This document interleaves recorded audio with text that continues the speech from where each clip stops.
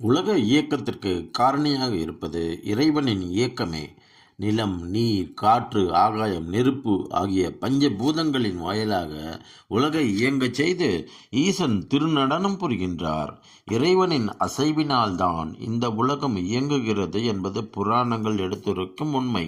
எனவேதான் அவனின்றி அணுவும் அசையாது, சிவனின்றி எதுவும் இசையாது என்று சொல்லி வைத்தார்கள்.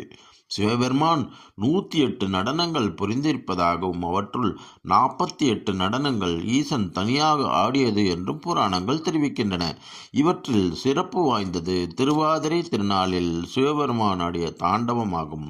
தில்லை என்ற பெயர் கொண்ட சிதம்பரம் நடராஜர் கோயிலில் மார்கழி மாத திருவாதிரை தினத்தின் போது நடராஜர் நடன கோலத்தில் காட்சியளிப்பது ஆருத்ரா தரிசனம் என்று அழைக்கப்படுகிறது. இந்த தினத்தில் தில்லை நடராஜரின் திருநடனத்தை காண்பதற்கு கண் கோடி வேண்டும்.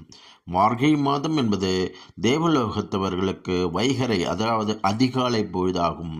இந்த நேரத்தில் காலை கடன்களை முடித்து நீராடி இறைவனை தரிசிப்பது மிகவும் சிறப்பு வாய்ந்தது. எனவே இந்த மார்கழி மாதத்தில் நடைபெறும் திருவாதிரை ஆருத்ரா தரிசனத்தை காண தேவலோக தேவர்கள் அனைவரும் சிதம்பரம் வருவார்கள் என்பது நம்பிக்கையாக கருதப்படுகிறது.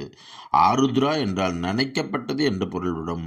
பதஞ்சலி முனிவர் மற்றும் வியாக்கரபாதர் இருவரும் திருவாதிரை தினத்தில் சிவபெருமான் ஆடிய நடனத்தை காண்பதற்காக தவம் இருந்தனர்.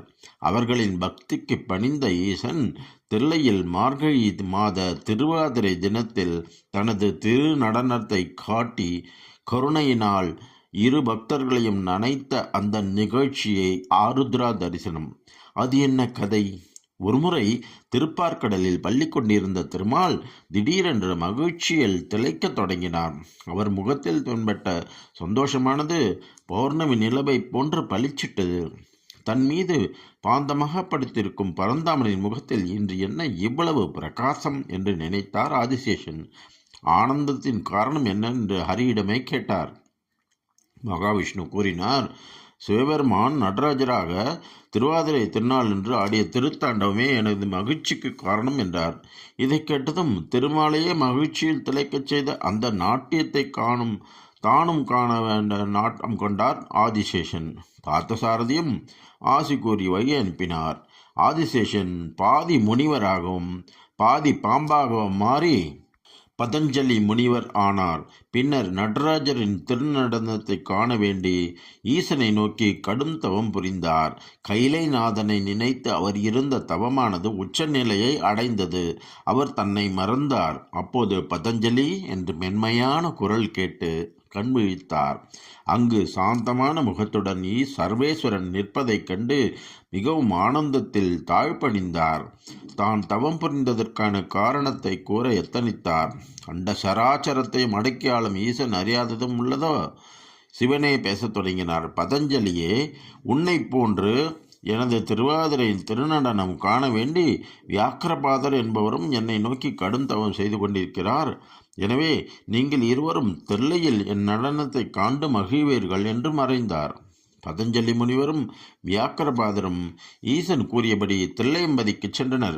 அங்கு மார்கழி மாதம் திருவாதிரை திருநாளன்று தனது திருநடனத்தை அவர்கள் இருவருக்கும் காட்டி அருளினார் சிவபெருமான். இந்த தரிசனமே ஆருத்ரா தரிசனம் என்று அழைக்கப்படுகிறது. எனவேதான் தில்லை என்ற சிதம்பரம் நடராஜர் கோயிலில் மார்கழி மாத திருவாதிரை தினத்தன்று ஈசனின் திருநடனத்தை காண்பது மிகவும் விசேஷமாக உள்ளது. இன்றைய தினம் விரதமிருந்து சிதம்பரம் சென்று அங்கு நடனம் புரியும் நடராஜனை தரிசனம் செய்தால் இந்த பிறவியில் ஏற்பட்ட பாவங்கள் விலகி இன்பமான வாழ்வு அமைவதுடன் முக்தி கிடைக்கவும் வழி செய்யும்.